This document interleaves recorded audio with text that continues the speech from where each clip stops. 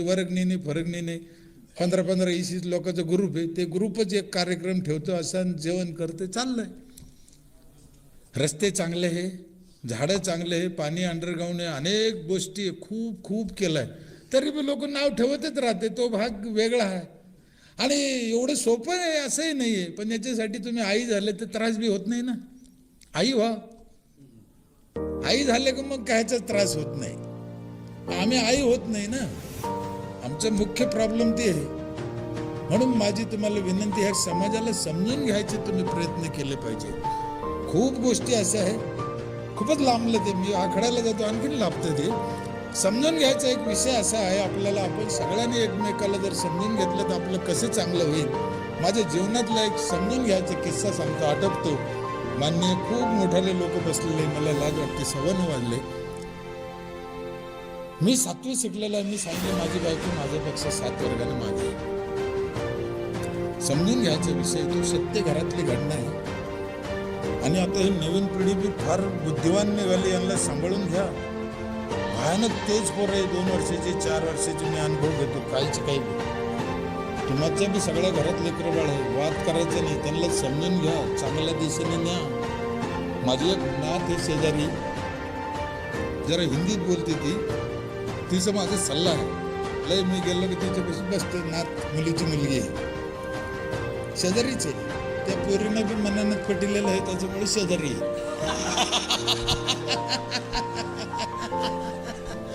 हा ना, ती मला म्हणे पप्पा, म्हणलं पाहायचं छान होतं असलं तर तू, मला काय प्रॉब्लेम नाही बाय, जमलं द्यायचं जमलं. मला आत्ता कळत तिने का ते केलं. म्हातारी उठायच्या आधी, तिच्या आधी तिनं तेव्हा विचार केला होता का पाची दुसरीकडे जाते, मग कसं व्हायचं. मग बरं आहे ना आपलं, जसं असेल तसं शेजारी कुठेतरी जायचंच आहे ना. लेकीची जात अशी असते, कळत नाही. जर मी तात्या झाला असतो सैराट मधला तर आता भाकरीला मोतूल झाला असतो. म्हणून आपण आपला विचार केला पाहिजे, आपण समजून घेतलं पाहिजे. समजून घेत नाही, घाईत निर्णय घेतो आपण. तो जो समजून घ्यायचा विषय, तर तिची ती पोरगी आहे. मी घरी गेलो एक दिवस, ती नाराज होता, चेहरा तिच्या मिरच्या निशित होत्या.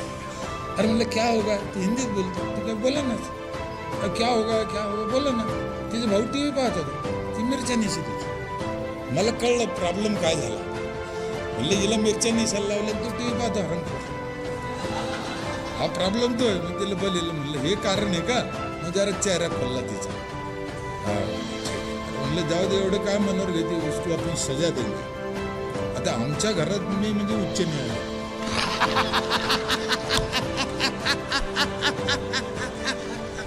तिला खरंच वाटलं सजा देईन म्हणजे ते. उच्च न्यायालयात मी माणूस असतो, त्या लेकराला काय कळण हो, नाही कळणार ना. क्या सजा देंगे म्हणे.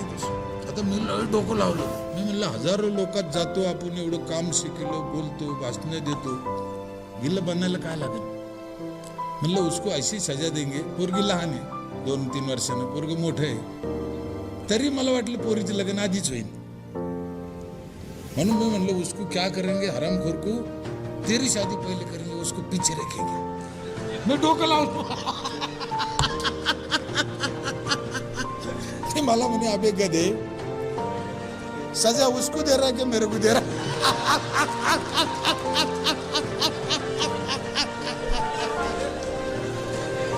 मला नवीन पिढीचं वर्णन करतो मी तुमच्या पुढे, त्यांना सांभाळून घ्या. फार गडबड आहे, आम्हाला समजणं अवघड आहे. तुम्हाला मी शपथ खाऊन सांगतो, तुम्ही किती बुद्धिवान असले तरी 6 वर्षाच्या पोराची बुद्धीची तुम्ही आज बरोबरी करू शकत नाही, लक्षात ठेवा. म्हणून सांभाळून घ्या. भयानक पुढचं आहे. तुम्हाला कसं हँडल करायचं करा. माझी बायको, मी सांगितलं मागं 7 वर्षाने, समजून घ्यायचं आपला. तिथे किस्सा आहे खरं. तिला लग्न झालं काही कळतच नव्हतं, स्वयंपाक येत नव्हता, इंग्रजी शब्द येत नव्हता, काहीच कळत नव्हतं. लय भोळी बाई, दिसायला साधी म्हणल्यापेक्षा काही धोरणात नाही. 14 वर्ष लग्न केलं तिच्या बापाने. इंग्रजी शब्द ते सोडा, मराठीतले बी काही कळत नव्हते. आता एखादा माणूस म्हणून झालं काहीच कळत नव्हतं म्हणतो, दिसायला धोरणात नव्हती, मग यानं काऊन केली. असा प्रश्न पडतो ना. ही बी तशीच केस होती जाईल. जर तिच्या बापाने ती मला दिली नसती तर मी रामदेव बाबाकडे सुपरवायझर म्हणून राहिला असतो. एवढा लायकी जावा माझ्यात बी ती लायकी नव्हती का कोणा मला पोरगी द्या. असतो काळ तो का बसून राहिला का नाही राहिला. तिला कळत नव्हतं माचीस हा शब्द सुद्धा तिला कळत नव्हता. सत्य घटना आहे. आम्ही दोघं असे बी गप्पा मारतो. आमचा लय विचार आहे. तिला काय वाटत नाही. तुम्ही आल्यावर जरी विचारलं ती म्हणून हा नव्हतं कळत मग आता काय करायचं. आता ती आम्हाला समजून सांगते 20 वर्षात हे असं नाही असं करा असं नाही असं करा आणि राईट सांगतो. काही गोष्टी काय असत्या. एकदा काय झालं माझ्याकडे हे तुमच्या तारखा येतं ना डायरीत लिहितो मी 19 तारीख पुढे 20 तारीख पुढे. जर एखादा फोन आला ना आणि त्या माणसाने जर म्हणलं मला 27 तारीख द्या ती राहते अशी जेव घालीत राहते बसलेली. मी सांगत राहतो मी डायरेक्ट पाहून सांगतो का मला एकदम सांगता येत नाही. तिच्या डोक्यात एक गणित फिट बसलं हे त्याच्यात पाहून सांगतो. म्हणजे त्याच्यात काय आहे की तर एक दिवस मी जेवलो ती डायरी राहिली टेबलावर. पुढे गेलो ती मला म्हणे अहो ते तुमचं पंचांग राहिलं म्हणे. मला काही कळायला गरज मागायचं पंचांग हे काय ना म्हणे. मी 1 मिनिट विचार केला तिला अक्कल आहे म्हणू का अक्कल नाही म्हणू. काय खोटं बोलली ती. तिच्या नजरेनं ते पंचांगाचे ना. हे ज्या दिवशी आम्हाला कळलं त्या दिवशी आनंद आहे ना. मग मला कळलं कारण मी बायको तुला लय हुशार आहे म्हणून समजून घेतलं पाहिजे. आपण समजू. एकदा स्वाध्याय परिवारचा कार्यक्रम असतो आमच्याकडे पांडुरंग शास्त्रीचा. त्या लोकांनी आमच्या गावात चांगली सुरुवात केली. झाडं लावणं सोसखड्डे संडासचा तर फार मोठा किस्सा आहे. माझं गाव 15 वर्षापूर्वी 3 महिन्यात हागणदारी मुक्त झालेलं गाव आहे बिना सरकारच्या पैशाचं. मी ठासून सांगतो आज माझ्या गावातल्या काही महिला अशा आहे मी नावं घेतोय.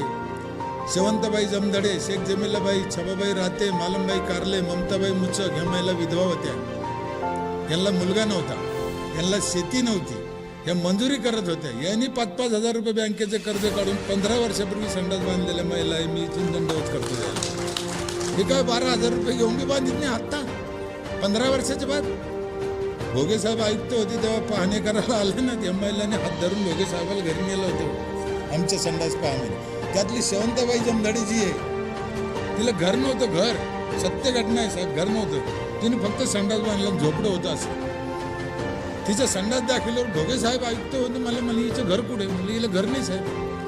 अरे मला तुला काही लाज वाटते की नाही. तिला घर नाही मग संडास बांधला. म्हणलं आता चट होईन पुढे. म्हणजे घरकुल यादीत नाव असेल एसी समाजाची बाई. म्हणलं आहे साहेब ते यादी पाठवली आम्ही. किती घरं आहे म्हणलं 28 घरं आहे म्हणलं. सगळं तिचं बी नाव आहे त्याच्यात. आता मंजूर झालं की तिला देऊन टाकू. दुसऱ्या दिवशी सकाळी 28च्या 28 मंजूर. शेवंताबाई गावकडचे उपकार. कोणाला कळत नाही काय चालतं. कोणाच्या पायी लक्ष्मी येते म्हणते ती अशी येते ना. मग ते स्वाध्याय परिवारचा आमचे संध्याकाळचा कार्यक्रम होता एक दिवस. ते जे कार्यक्रम घ्यायला आयोजक येते ते म्हणे दादा तुम्ही या आज संध्याकाळी ते द्या. म्हणलं बरं बा आपलं कोणासंग जमतच. म्हणलं येतो. डबे घेऊन या म्हणे. म्हणलं डबे घेऊन या. जोडीने या. म्हणलं जोडीने येऊ. संध्याकाळी आम्ही दोघं डबे घेऊन गेलो. तिथे डबा पार्टी म्हणून जोडीने बसलो. काही जोड्या यायच्या होत्या काही आल्या. 17-18 जोड्या जमा झाल्या. खूप मजेशीर किस्सा आहे पण सत्य घटना. मग ती ताई आम्हाला ती शिकवणारी म्हणे दादा अजून काही लोक यायला उशीर येतो आपण डबा पार्टी करू. कारण असं जेवण नव्हतं तिकडे. मग डबा घेऊन आलो होतो. म्हणलं ठीक आहे बाबा करा डबा पार्टी करायची तर डबा पार्टी. पण तोपर्यंत एक खेळ खेळू नये. म्हणलं खेळा बाबा. काय खेळ आहे समजून सांगा. तो खेळ प्रत्येक माणसाला जीवनात खेळायचा असा खेळ आहे. त्या खेळाशिवाय जीवन नाही. मला योगायोगाने तो खेळ माझ्या पुढे आला त्या दिवशी. काय खेळ आहे म्हणलं बा आम्हाला एकदा समजून ते सांगा. तो म्हणे जोडी जोडीचा खेळ आहे. बाई आणि पुरुष, लक्ष्मी आणि नारायण. लक्ष्मी नारायण म्हणते ते. महिलाला लक्ष्मी पुरुषाला नारायण. तो खेळ असा आहे म्हणे दादा लक्ष्मी लक्ष्मी ह्या बाजूने बसतील, नारायण नारायण ह्या बाजूने बसतील. एकमेकाला ऐकू जाणार नाही असं. दोघाला 3-3 प्रश्न विचारू कानात. महिलाच्या कानात 3 प्रश्न विचारू. तिनं उत्तर द्यायचे त्याचे. तेच प्रश्न तिच्या नारायणाला विचारू. तेच त्यानं उत्तर द्यायचं. दोघांचं उत्तर सारखं आलं तर 10 पैकी 10, 10 पैकी 10 असे मार्क. जर उत्तर सारखं नाही आलं तर मार्क नाही.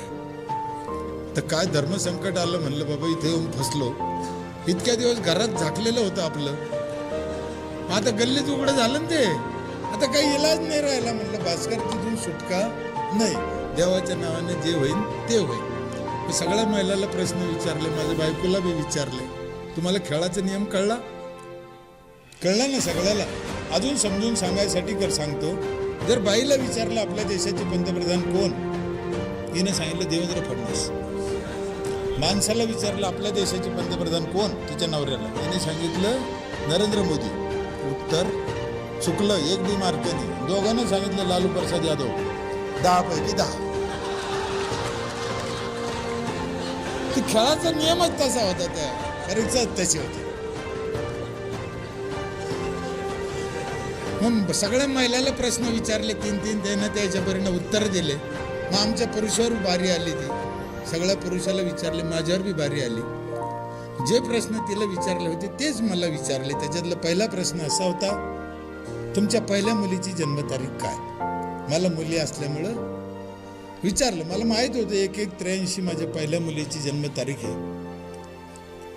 आता सांगायचं तर पण खेळाचा नियम काय आहे हे आलं पाहिजे ना. आता म्हणलं काय घोळ झाला युक्तीत आणि काय नाही. आता तिने तारीख चुकली का महिना चुकला का साल चुकलं का काय झालं असेल तर होऊन धर्मसंकट आलं मला. मी विचार केला सत्य घटना आहे साहेब, आणि मी उत्तर देऊन टाकलं. म्हणलं मला काय माहित नाही. 10 पैकी 10 पडले त्याला, 10 पैकी 10.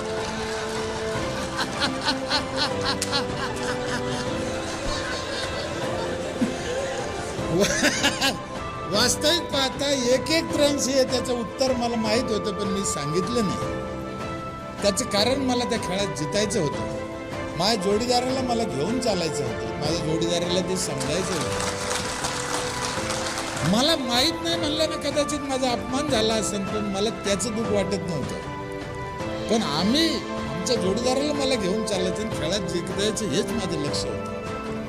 त्या दिवशी मी एक गोष्ट खूप महत्वाची शिकलो त्या खेळात. तर तुमच्याकडे किती पैसा आहे या जगात याला काही किंमत नाही. तुम्हाला किती अक्कल आहे याला बी काही किंमत नाही, काही किंमत नाही. मग कशाला किंमत आहे? तर तुम्हाला किती जणांना घेऊन चालता येते त्याच्यावर तुमच्या अकलीची किंमत आहे. नाही तर काय होतं, ज्या पद्धतीनं